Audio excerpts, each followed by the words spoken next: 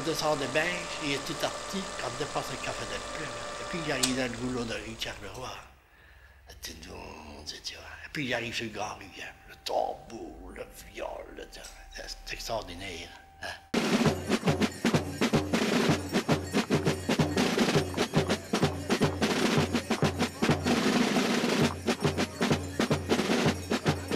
Nos carnavals, c'est à peu près comme un rêve. Nous y songeons, nous l'aspirons, nous l'apprestons, nous le saquons avec nos dindes. Comme si ça se tout est le sommet du plus grand des bonheurs qu'on put trouver sur la terre. C'est effectivement avec passion que Binche, à l'abri de son enceinte médiévale, perpétue son carnaval. Un carnaval de tradition qui plonge ses racines dans un passé lointain. On connaît peu de choses sur les origines du carnaval de Binche. Les archives de Binche n'existent plus. Elles ont été détruites, donc nous n'avons des archives qu'à partir de la seconde moitié du XVIe siècle. Et les mentions sont vraiment éparses. Il s'agit surtout de documents à but sécuritaire. C'est dans ce contexte que se situe l'incident qui nous vaut le premier document mentionnant explicitement le Gilles parmi les personnages de la mascarade binchoise. Nous sommes alors le mercredi 11 février 1795. Un Binchois vient menacer les autorités, car, comme on le dit dans le texte de l'époque, il désire pouvoir s'esbaudir, c'est-à-dire se réjouir. Et ce Binchois, on le décrit sommairement, et l'on dit qu'il est habillé dans un habit que l'on dit ici de Gilles. Donc le déguisement est connu, puisqu'on ne le décrit pas en détail.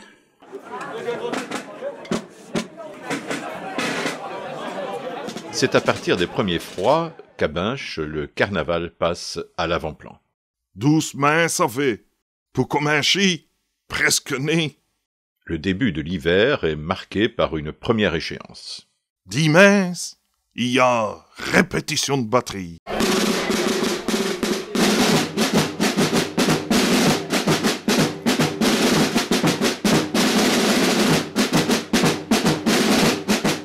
C'est la réflexion que je me suis fait. Quand on parle du folklore des Binches, rarement on songe au tambourin.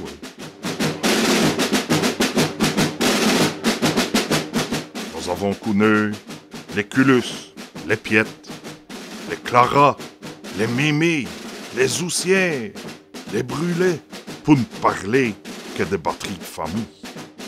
Il est de dire des anciens que le jouage du tambour était à l'époque des familles complètes, composées de différentes façons de jouer, qui est à l'époque 9 façons de jouer. Je suis moi-même le dernier tamboureur encore en activité d'une de ces batteries de famille, à savoir les petits côtes. Ces gens ont fait que répéter, créer leur partition, chaque batterie, et qui ont enfin, comme ça, pu se tenir les traditions et qui maintenant sont toujours d'actualité dans ce folklore. Les batteries qui étaient composées à l'époque ont créé bien sûr leur partition sur le ras et le flat. Ces personnes, avec les époques, ont continué, je dis bien, leur abandonner.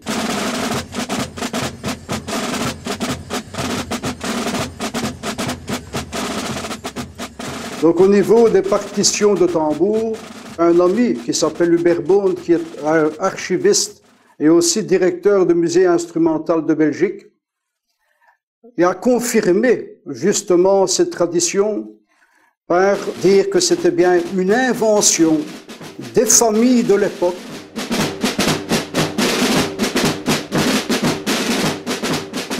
La façon de jouer du tambour a évolué. C'est clair qu'en son temps, il y avait des familles probablement avec un meneur qui donnait sa façon de jouer et qui inculquait ça au reste de la famille. Mais si je prends mon cas maintenant, c'est un peu la même chose dans le sens où la façon dont j'apprends mes élèves, c'est tout simplement ce que je mettais sur mon tambour, la façon dont je jouais du tambour.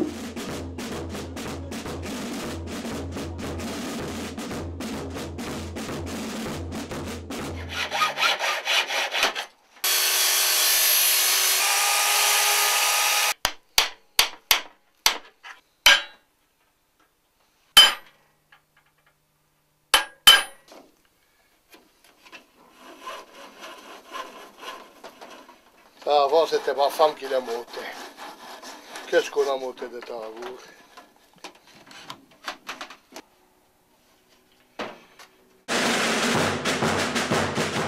Concernant l'évolution de la cadence, je pense qu'il y a deux particularités. La première, c'est le roulement qui est beaucoup plus soutenu. Et la deuxième, c'est bien évidemment l'évolution, si on peut dire, le changement d'instrument qui est tout simplement le changement de peau. Je crois qu'on avait plus de mal dans le temps à jouer sur des peaux de veau, ce qui fait qu'automatiquement, on jouait moins vite. Maintenant, on joue sur des peaux synthétiques, le rebondi est beaucoup plus efficace, automatiquement, on a une cadence plus élevée. Jadis, ces répétitions de batterie se limitaient à quelques exécutions à l'intérieur du local. Désormais, chaque société quitte son local en début de soirée pour effectuer une petite sortie en ville. Nous sommes à 6 semaines du carnaval. Elle dit mince d'après. C'est saumon sans batterie. Tambour et équesse. Oh, ça fait du bien d'entendre les apporter taille pour le premier coup. Là, la société qui vous dit. Et elle se met en route pour aller à dansante à vos bains.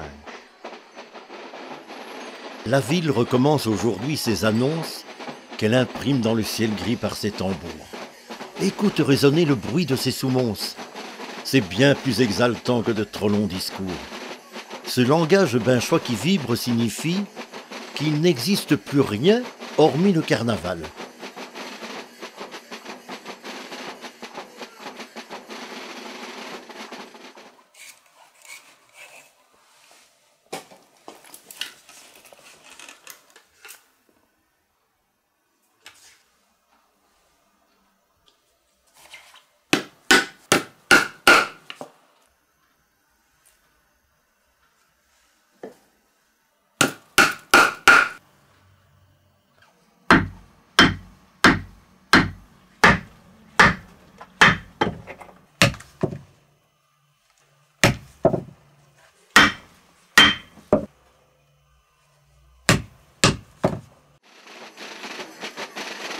Ainsi, pour 2 dimanches également, les sous-monces en batterie succèdent aux répétitions.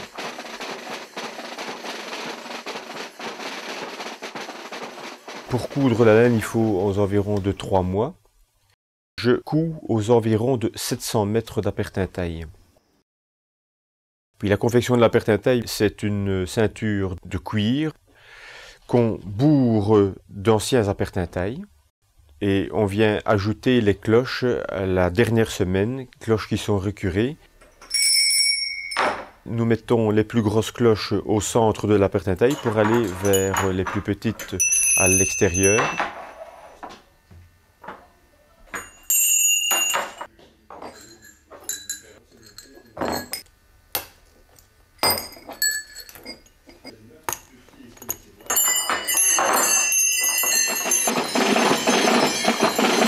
Le Gilles a son ramon et son appertintaille. Il fait sur le pavé claquer ses fins sabots. Et s'il n'a pas encore une armure de paille, ni ses plumes, déjà il porte ses grelots.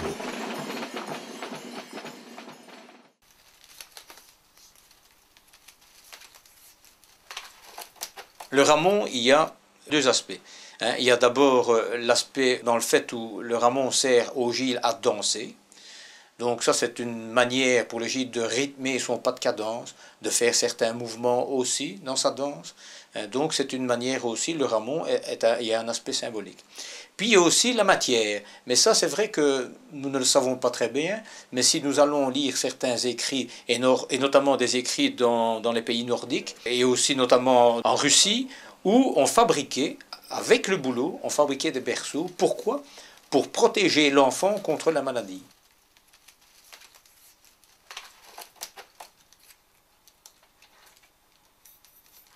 Il ne faut pas oublier que aussi le bouleau est utilisé en tant que médicament, hein, contre les infections, etc. Peut-être rien à voir avec le gille, le fait d'avoir un ramon, mais voilà tous des éléments qui font que le bouleau est quand même une certaine matière noble. Chaque fois que je fais ça, je mets une main, hop, et ainsi j'ai la dimension.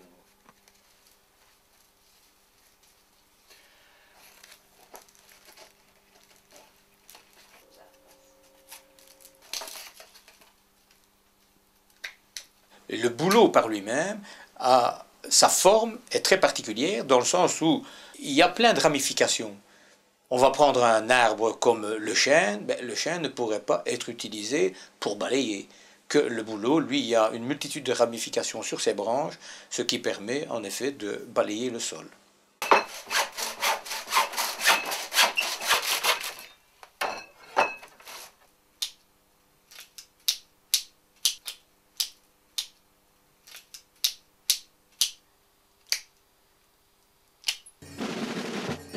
Qu'importe l'attribut, idoine ou incongru, tout ça c'est pour la frime. La seule preuve légitime que tous ces groupes qui défilent ne comptent qu'enfants de la ville, elle est là, dans cette cadence, dans ces pas redoublés, ces subtils entrechats, ce coup de pied qu'accompagne le bras.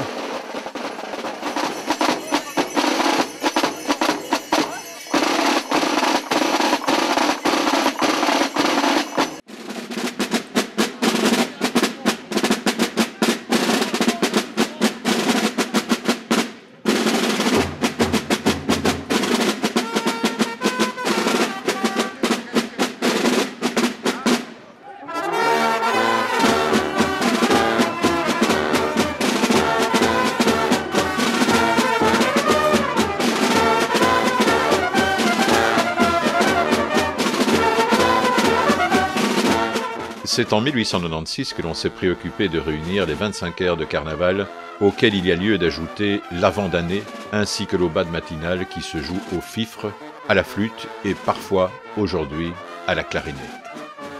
En 1897, le notaire Paulin Gaillard publie son recueil complet des airs de Gille pour piano.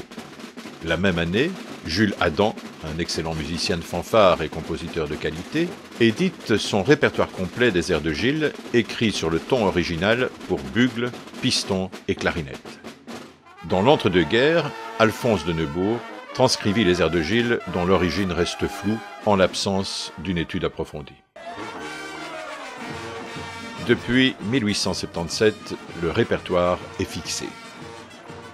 En 1980, 3 musiciens locaux furent chargés d'établir de nouvelles partitions débarrassées des fantaisies musicales qui dénaturaient leur simplicité et leur authenticité.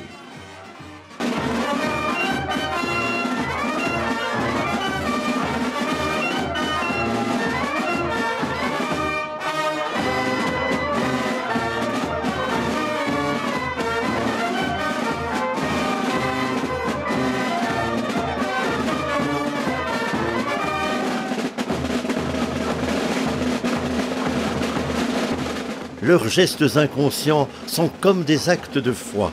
Ils dansent sans savoir, comme l'on mange ou boit. Nul geste discordant, nul pas à contretemps ne trouble l'harmonie, ne détourne l'ensemble.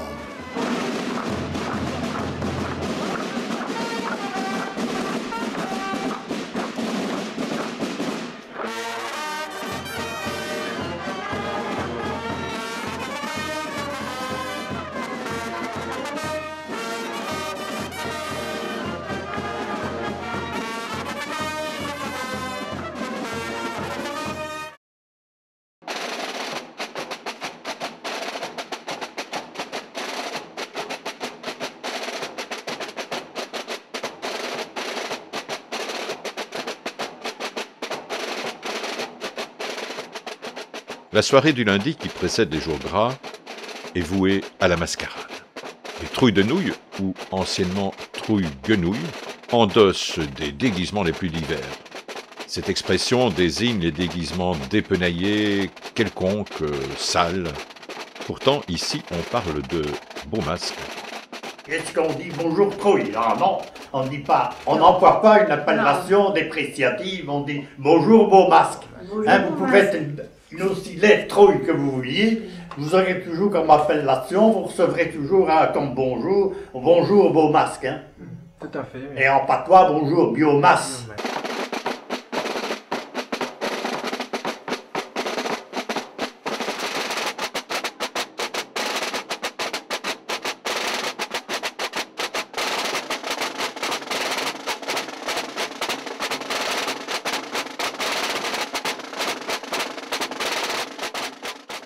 Moi, j'ai connu les mascarades quand je descendais du collège au mois de... en février donc. Hein, et le lundi, je voyais les groupes entrer dans les maisons.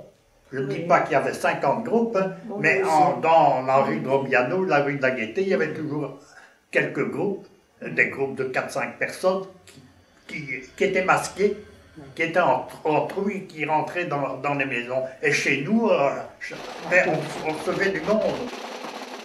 À l'image de l'amicale cycliste, les beaux masques déambulent le plus souvent avec tambour.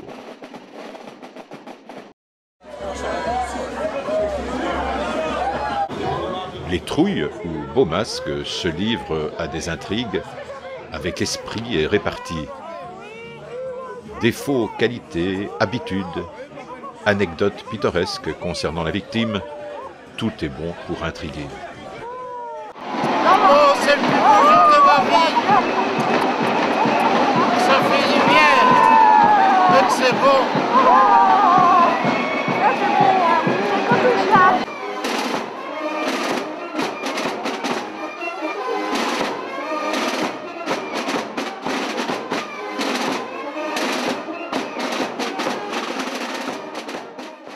Dans ma jeunesse, hein, dans ma prime jeunesse, enfin, vers 1930, c'était surtout l'occasion d'aller intriguer de la famille, des amis, etc., des connaissances. Et on attendait presque la visite des gens. On savait bien qu'ils allaient venir, on pressentait.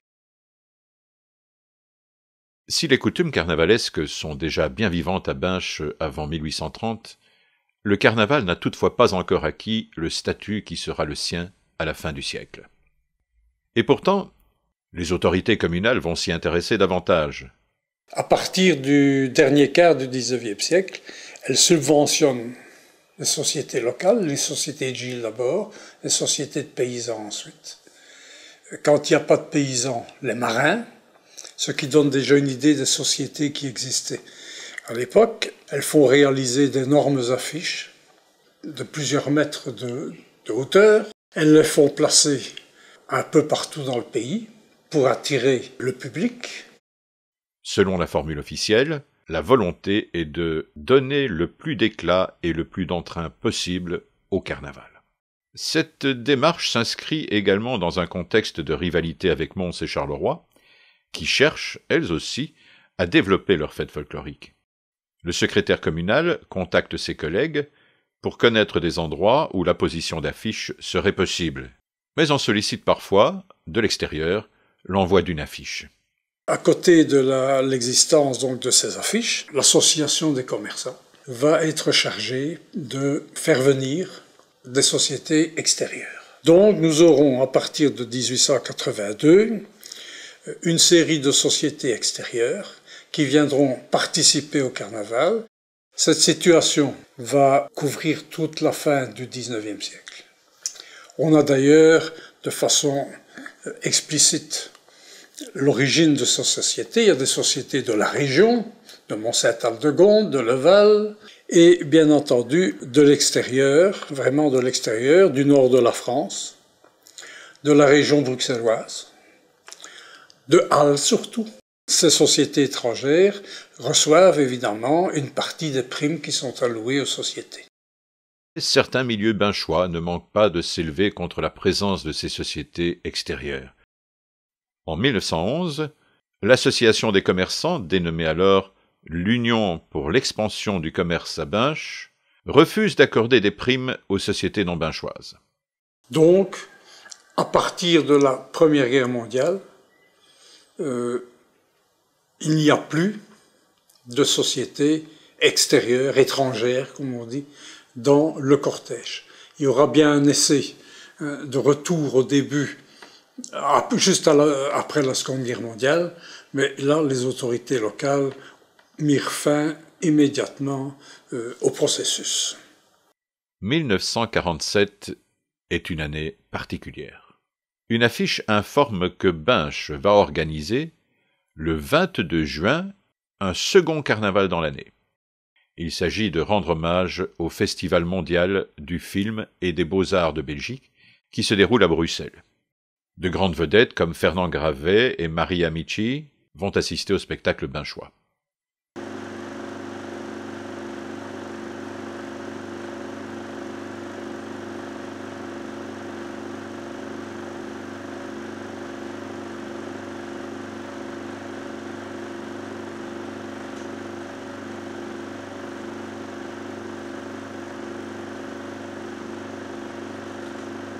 Le Soir illustré écrira « Binche a bien fait les choses. Son second carnaval 1947 fut un éblouissement, une magie, une étourdissante et surprenante promenade dans l'irréel. »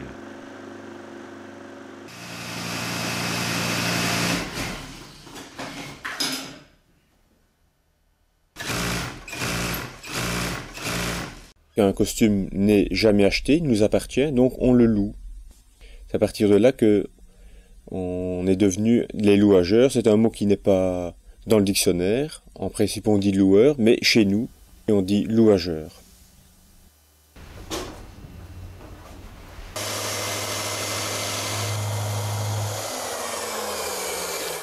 Il y a près de 400 motifs sur un costume de Gilles, en feutrine. La feutrine que l'on vend peut déteindre. Ici, c'est une feutrine tout à fait spéciale pour les louageurs. La couleur est fixée à 100%. Et puis, on doit tout assembler l'un sur l'autre avant de les appliquer sur la toile de lin. C'est une toile qui est fabriquée encore en Belgique, une toile 100% lin.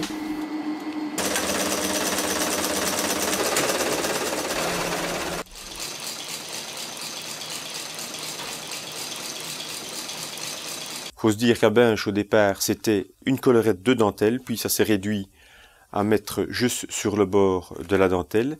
La frange, semble-t-il, est apparue après. C'est une fantaisie. En fait, il s'agit d'un costume de Petit Gilles qui date de 1932 environ et qui a été porté par Alex Ojart, qui avait à ce moment-là 8 ans. Il faut bien comprendre qu'à cette époque, beaucoup de marchands de tailleurs à Binche, de tailleurs, confectionnaient leur propre costume et le costume de leurs enfants. Ce costume de Gilles a été confectionné par son père, marchand de tailleur, qui était confectionneur à Binche, et il a la caractéristique, ce costume, d'être garni d'une collerette en dentelle de Binche, ce qui est quand même très joli. Au décès d'Alex, Madame Suzanne Ampin, qui était son épouse, m'en a fait cadeau afin de le conserver pour la postérité. La première relation actuellement connue est celle que donne le Journal de Charleroi du dimanche 13 mars 1859. Elle parle d'un carnaval animé dont l'ancienne réputation attire les habitants des environs. Mais on y mentionne aussi la sortie de Gilles le lundi, ce que des documents communaux confirment, et qui, dit-on, était le fait de commerçants qui travaillaient le Mardi Gras. Dans le journal La Constitution, on parle également de la présence de Gilles le lundi. Le journal L'Opposition du 21 février 1904 parle lui aussi de 4 sociétés de Gilles allant chercher leur paille le dimanche gras après-midi. Que ce soit au niveau national ou international, l'intérêt de la presse pour le carnaval de Binche ne faiblira jamais au fil des décennies. Au niveau de la presse locale, le carnaval est l'occasion d'exacerber les rivalités politiques entre libéraux et catholiques. Chaque camp ne manquait jamais une opportunité d'épingler l'adversaire, y compris sur le terrain carnavalesque, où s'opposaient les partisans des Gilles bleus, libéraux, à ceux des Gilles rouges, catholiques. Le Binchois du 15 février 1880 écrit « N'a-t-il pas fallu introduire la politique aussi dans notre carnaval ? Des Gilles bleus et des Gilles rouges. » Le 19 février 1885, Binche libéral constate « Bien pauvre cette année le carnaval de Binche. Les Gilles manquaient, il y en avait à peine 45 alors que chaque année il y en a plus d'une centaine. Si bien que l'antique rondeau des Gilles, si célèbre partout, n'a pas eu lieu. » Tandis que se lève le ferment, le levain, l'appel irrésistible de l'ancestral instinct, alors on voit la ville, picarde fière, comme prise de fièvre et presque avec mystère, s'agiter tout à coup de remous insolites.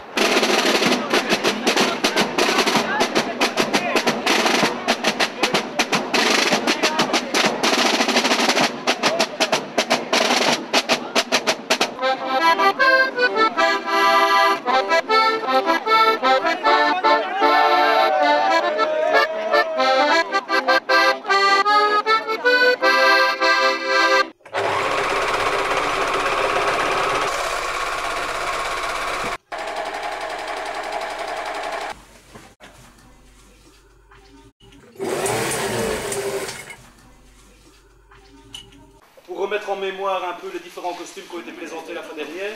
On va refaire un petit tour de table. Bien avant les premiers roulements de tambour, au sein de chaque société, les différentes cagnottes ont fait le choix du costume qui sera porté le dimanche gras. Je pense qu'il est temps de passer au vote.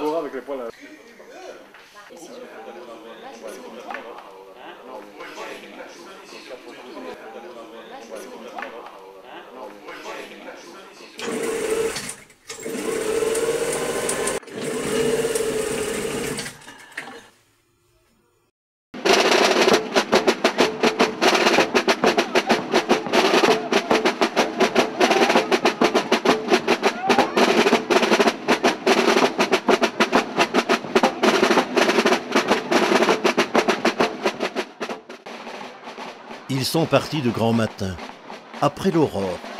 Ils étaient deux et précédaient un seul tambour. Ils marchaient, ils dansaient comme on danse en ce jour, ce pas de danse trépidant qu'un peuple adore. Car c'est le pas de Binche et du pays binchois, le pas scandé, le pas d'un cas de fantaisie qui pendant ces 3 jours d'ardente frénésie va tenir une ville et lui dicter ses lois. Ils s'en vont travestis, mais sans leur grand panache. Vive la fantaisie en ce dimanche gras!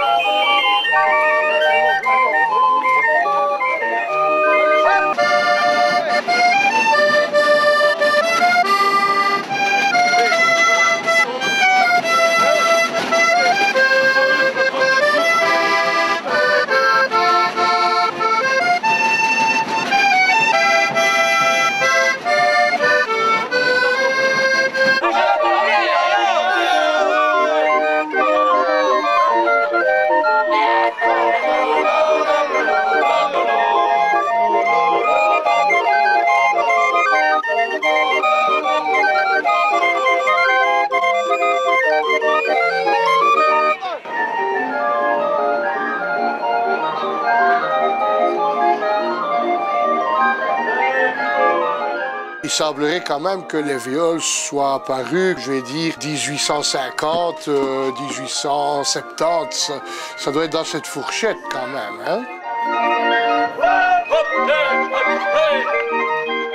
Maintenant, on a beaucoup parlé de Marie Beaune, la famille Beaune, donc, qui est venue des Flandres sur Binche, et bon, qui sont venus avec des orques.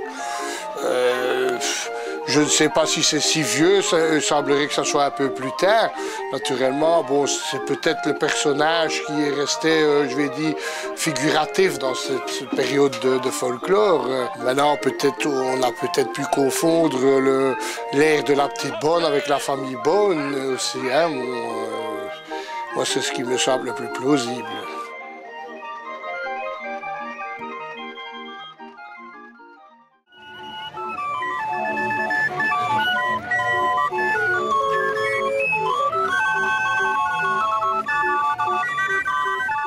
Naturellement, la grande période, c'est début 19e, hein? C'est un peu avant 14 et entre les deux guerres. Hein? Bon, c'était le plus gros moment. Bon, on utilisait les viols pour les mariages, les communions, les enterrements, les ducasses, forcément, les saints patrons, ainsi de suite. Bon, tout était bon, c'est vrai, à l'époque. Il ne faut pas oublier qu'il n'y avait pas de musique dans les cafés comme à l'heure actuelle. Donc, on était heureux d'avoir des viols qui se baladaient, qui mettaient de l'animation en ville, quoi. Ou dans les quartiers, tout au moins, parce que ça se passait surtout dans les quartiers. J'aime le grand remous joyeux de tes viols, que l'on suit en glissant à petits pas pressés sur les pavés luisants où se sont élancés tant de couples formant de longues farandoles. Pas mal de propriétaires ont vendu des orgues à l'après-guerre, bon, pour des raisons multiples, soit besoin d'argent, soit s'en débarrasser, bon, tout simplement.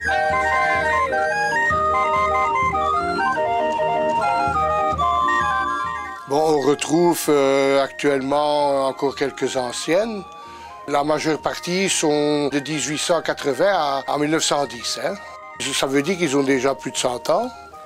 Refaits comme ils sont refaits, ils sont repartis pour une centaine d'années. Après, ben, on verra. Le Lundi Gras fut longtemps animé par les Chic Types, une société disparue.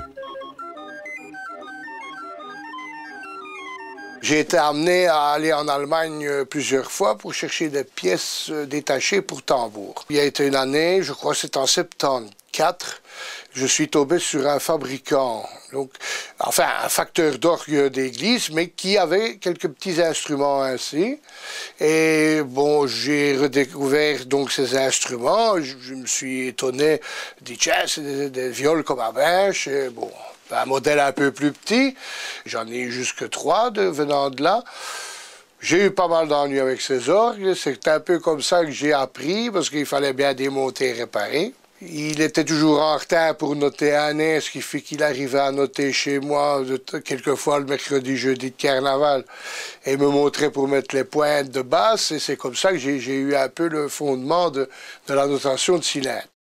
J'ai commencé à vouloir faire un air ou deux, puis j'ai fait un cylindre. Et puis je me suis décidé à construire un orgue en 86 pour moi. Et pour finir, bon, j'ai eu des commandes et je me suis laissé un petit peu embarquer dans l'histoire. Et voilà, je me suis équipé et je me suis lancé dans la fabrication.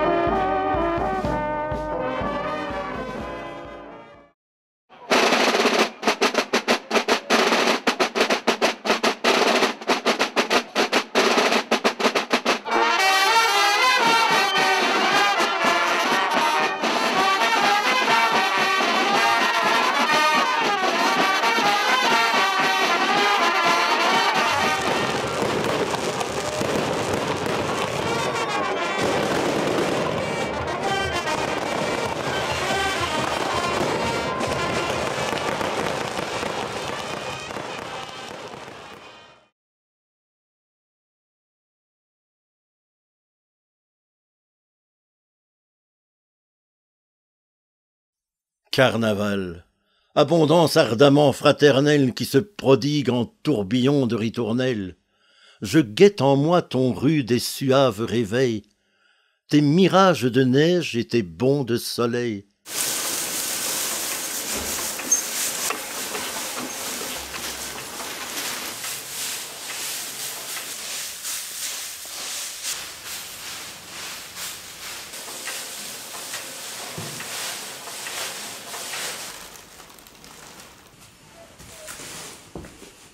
Qu'étant d'allons à vous. 10 coups sur le journée, rien des stebusquis sur le baromètre.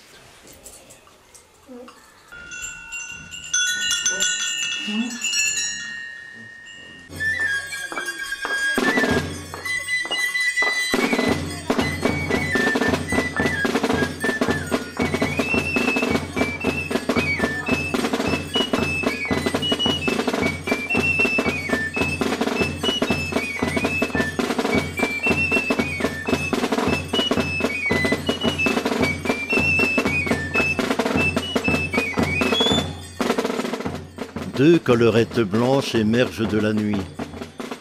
Deux collerettes blanches dans le feu frais de l'aube en rencontrent 3 autres, et puis 10, et puis 20. 1000 collerettes de Gilles s'allument au premier soleil. Vibrez tambour, battez son plein. La paille est fraîche sur nos reins. C'est le printemps qui se réveille. Voilà le secret le plus précieux du carnaval de Binche.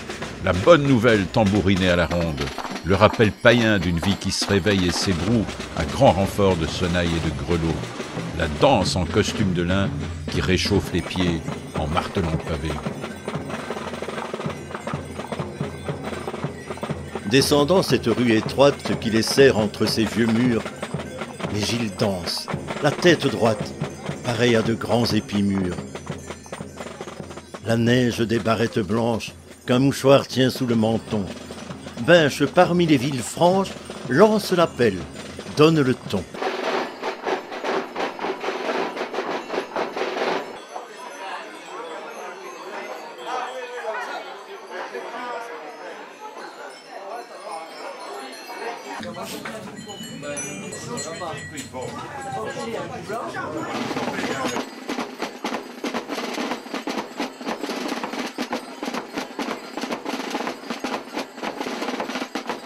Tout de suite, les Gilles te dansent d'un pas cadencé.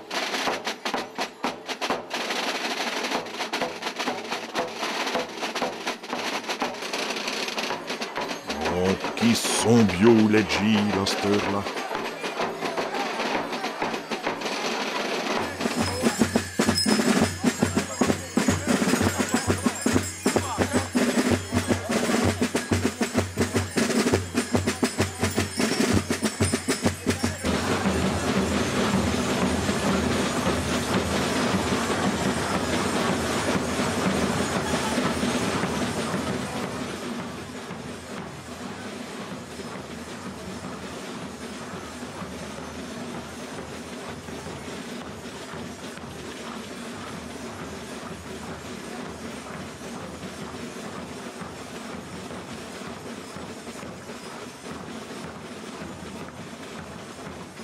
Les premières recherches historiques ont déjà permis de montrer qu'il existe plusieurs types de masques, déjà au début du XXe siècle, notamment des masques sans lunettes, des masques sans moustache, des masques avec des moustaches beaucoup plus recourbées qu'aujourd'hui, et puis les masques qu'on trouve aujourd'hui avec lunettes, moustaches et barbichettes.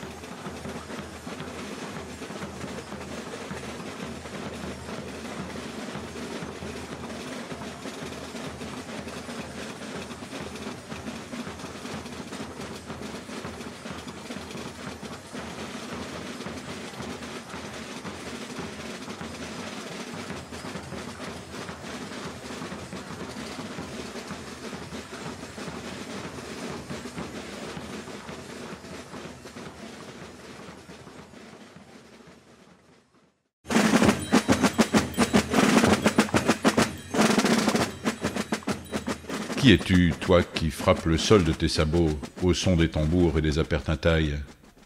D'où viens-tu, toi qui danses caché sous ce masque d'apparat qui préserve ton anonymat?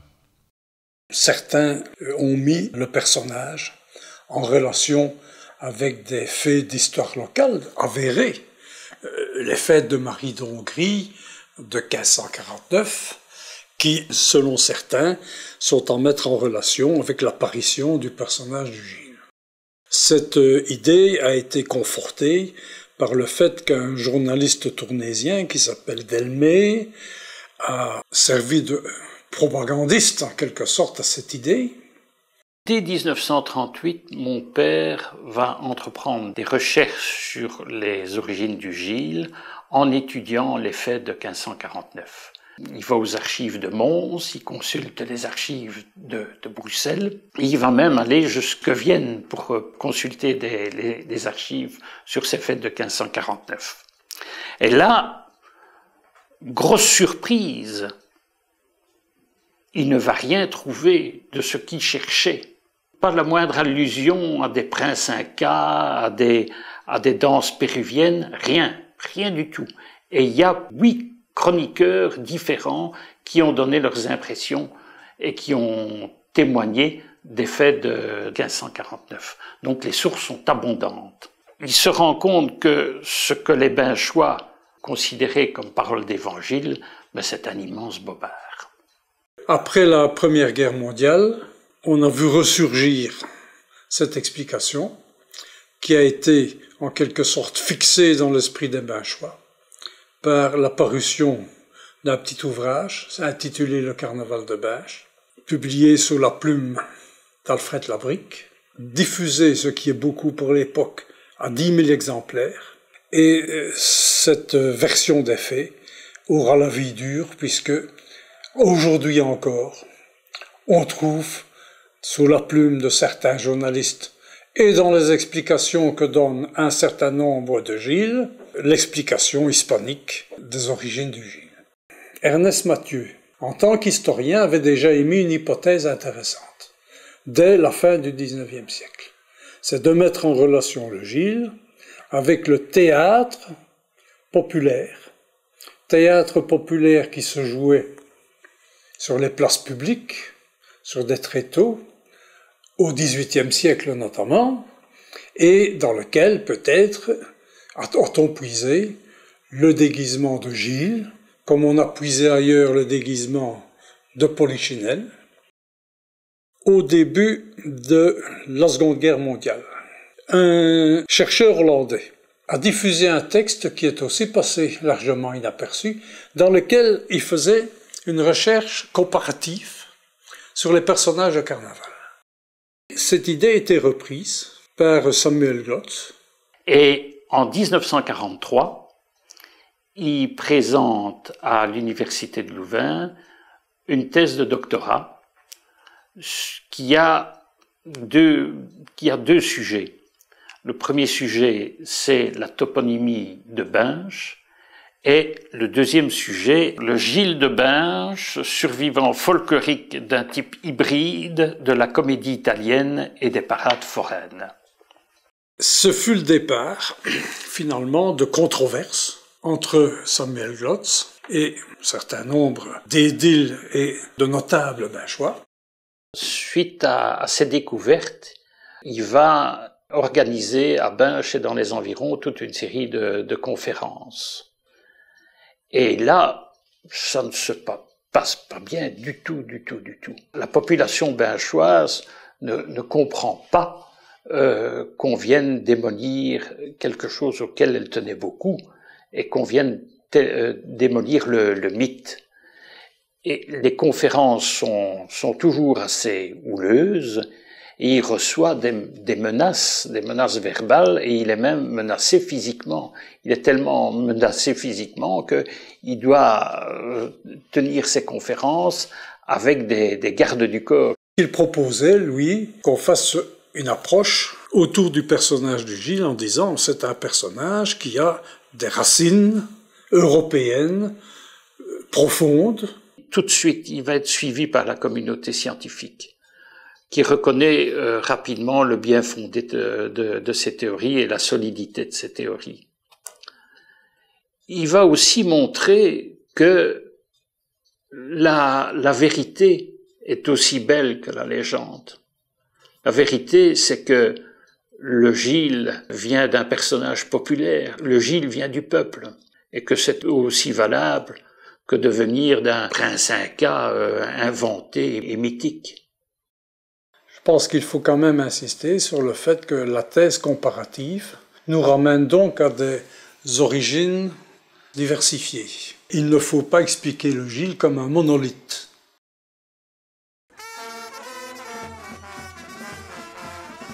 C'est en 1897, semble-t-il, que les élèves du collège s'assemblent en groupe sous la conduite du premier surveillant.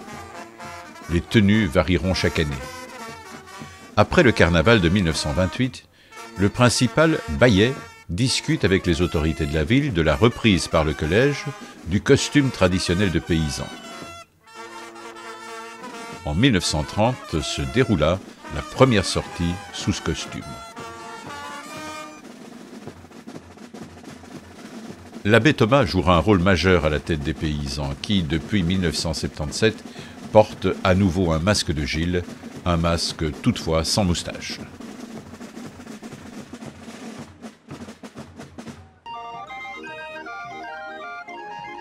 C'est à l'initiative de frère Fernand, directeur de l'école des frères, aidé par l'association des anciens élèves, que la société Les Pierrots vit le jour en 1937. Charles Boudard fut le premier président des Pierrots, qui furent 120 à participer au Mardi Gras de 1937. Frère Marius fut lui aussi une des figures très marquantes de cette société de fantaisie.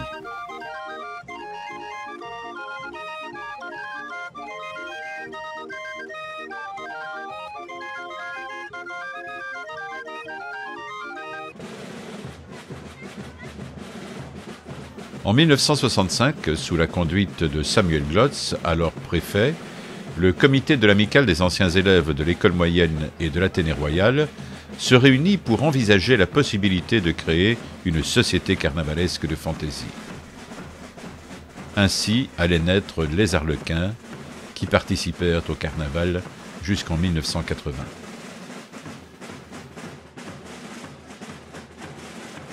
Réorganisée sur des bases nouvelles, la société a repris sa place au sein du carnaval en 1992.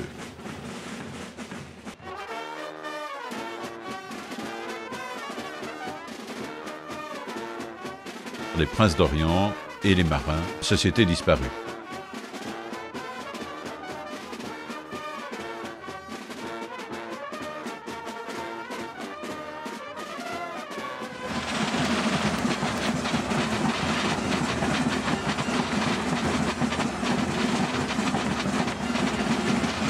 Manifestation de l'intérêt grandissant que les autorités communales vont porter au carnaval, les sociétés carnavalesques, dès 1870, seront reçues à l'hôtel de ville et un vin d'honneur leur sera même offert.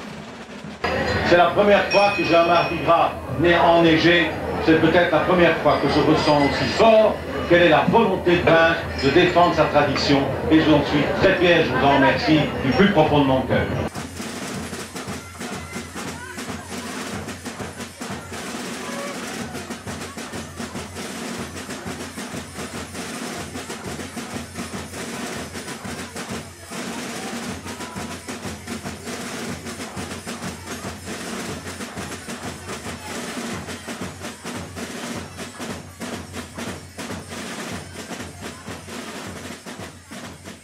La réception des sociétés reste immuable et les Gilles jubilaires sont mis à l'honneur.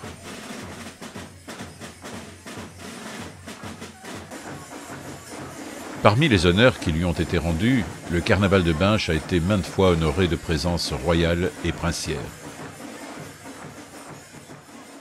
Les Binchois accueillirent la princesse Marie-Josée et le prince Charles. En 1951, c'est la reine Élisabeth qui est présente. 1957 fut un Mardi Gras particulier. Le roi Baudouin vint admirer nos fameux Gilles. Le Mardi Gras de 1999 fut rehaussé par la présence du roi Albert II et de la reine Paola, accueillis au son de la viole de Jocelyn Le Bon.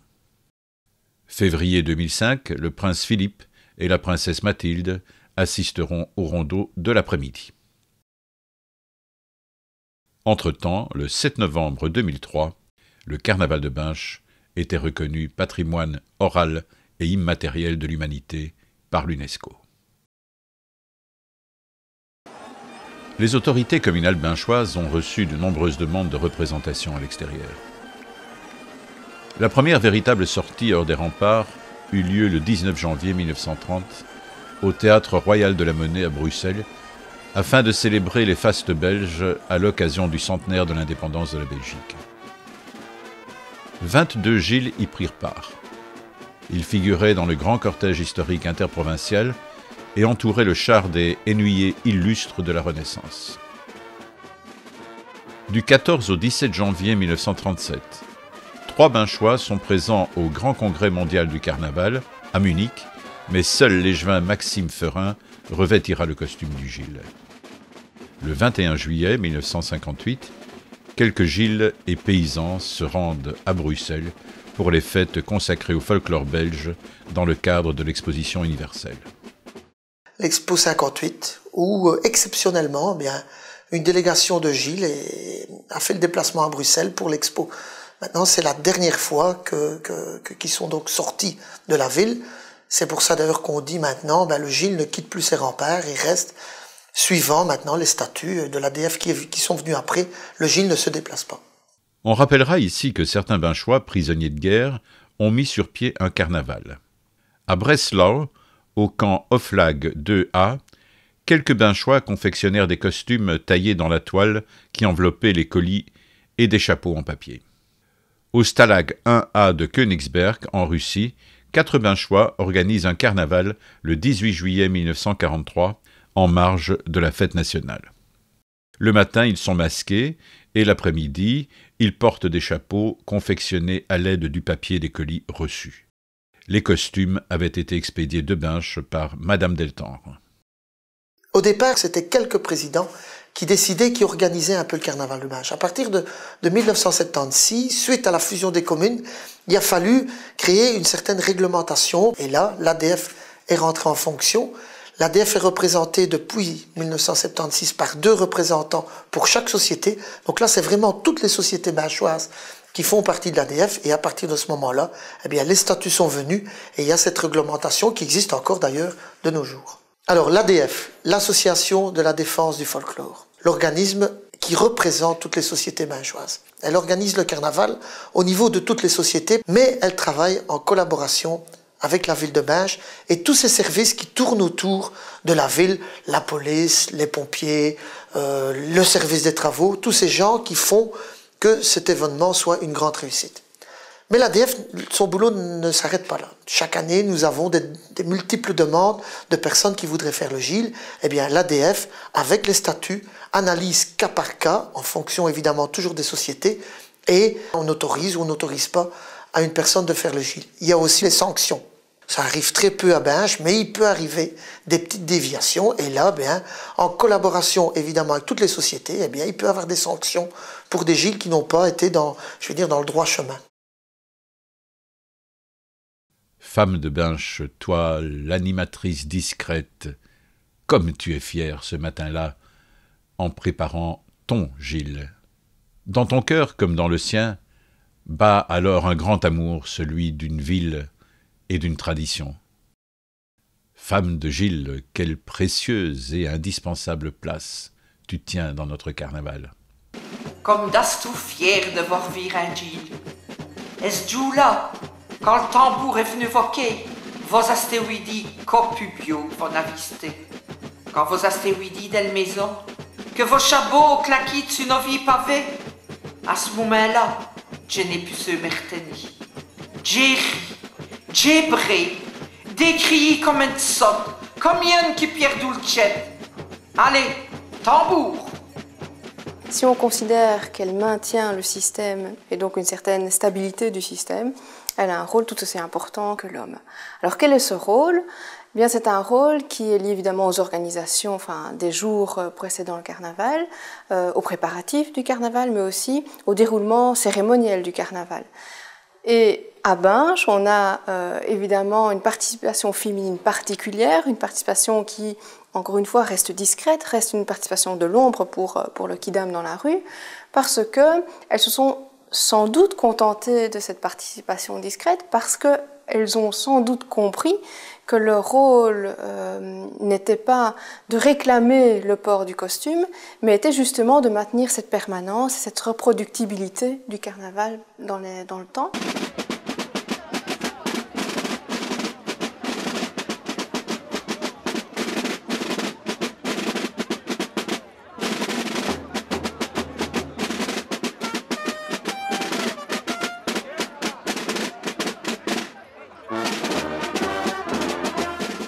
À Binche, on a une règle, et selon moi elle est capitale, fondamentale, selon laquelle le gil ne se déplace jamais sans tambour. Et donc, sans des aides familiales ou des amis qui suivraient le gil ne peut finalement pas opérer son rituel comme il le voudrait. Ayant cette opportunité-là, c'est ce qu'on appelle une stratégie d'acteur, une stratégie secondaire. Elles se sont adaptées à la tradition et non pas à la tradition à elles, mais finalement pour en retirer un profit qui est à la fois familial mais aussi social, lui permet de vivre son carnaval et même d'être une actrice fondamentale pour la permanence du carnaval.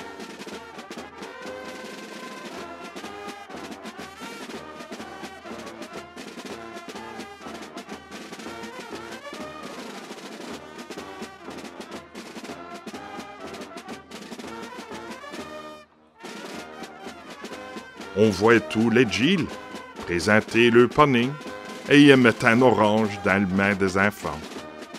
Il faut vivre le petit visage s'épanouir en recevant un orange de Gilles. Une forme d'intégration est aussi la participation carnavalesque. Et donc, si pour se faire accepter dans une famille, pour être intégré à la vie sociale, culturelle de la ville, il vaut mieux participer. Alors je pense qu'un individu social normal va faire tout ce qu'il peut pour s'intégrer. Et donc, une partie de son intégration passera inévitablement par l'intériorisation d'une nouvelle culture, l'intériorisation des règles et donc des normes liées au carnaval. Je pense que c'est vraiment une question d'échange aussi dans le couple et dans la famille. Donc, puisque le carnaval est aussi une histoire de famille.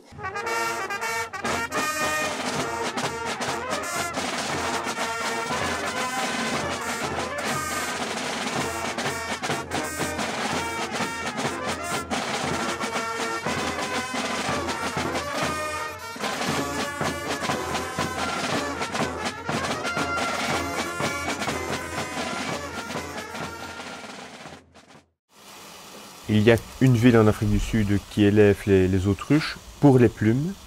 Tout ce que l'on peut voir ici en Europe, en Belgique notamment, c'est un élevage pour la viande. La plume n'a pas le temps d'arriver à une belle maturité. Et pour une plume d'un chapeau de Gilles adulte, il faut une vingtaine de plumes d'autruche. Nous achetons aux environs de 30 à 35 kg, voire 40 kg de plumes brutes par an. On ne colore jamais un chapeau couleur parce que le blanc est jauni, est sali. On colore les chapeaux parce que le client le demande. On fait des nouveaux chapeaux blancs et on fait des nouveaux chapeaux couleurs.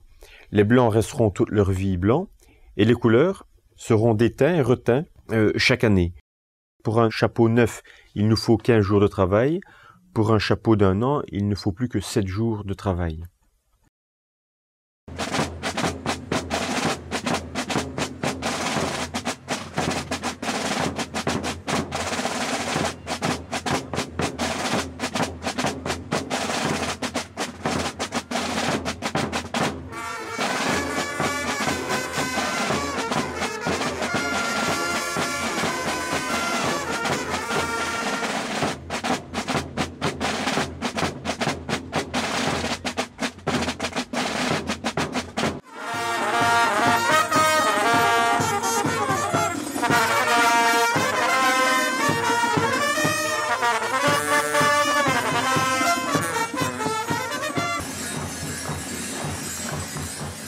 Autour de la flamme élargie, Est-ce une ronde de guerriers? Ou bien l'appel à la magie sortant des masques de sorciers? La nuit est pleine d'arabesques et de superbes floraisons. Les danseurs, ombres gigantesques, bougent sur les murs des maisons. Et la fête où le peuple crie finit comme un splendide adieu dans cette fantasmagorie qui vient terminer l'hymne au feu.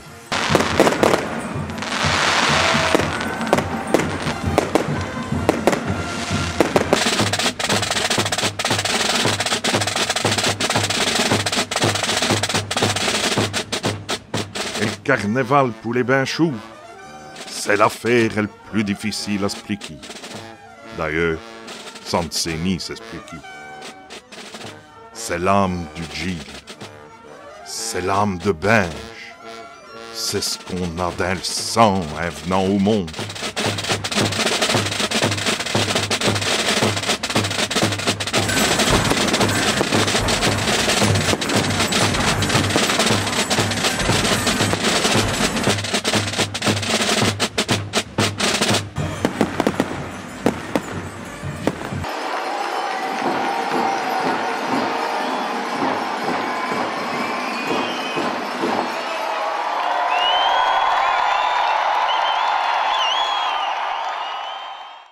Né avec le jour, le Gilles meurt à l'aube du jour qui suit.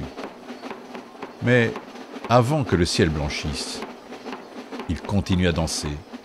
Sa transe exténuée obéit au tambour, à la tradition. Il danse jusqu'à ce qu'un dernier tambour le ramène à la maison. Là, abandonnant son costume blasonné, ses dentelles, son grelot, son appertintaille, déchaussant ses sabots ornés d'une cocarde, il redevient un homme.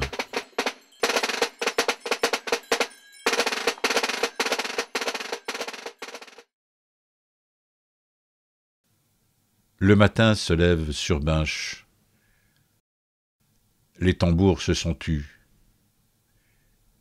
Et pour un an, le Gilles a fermé les yeux.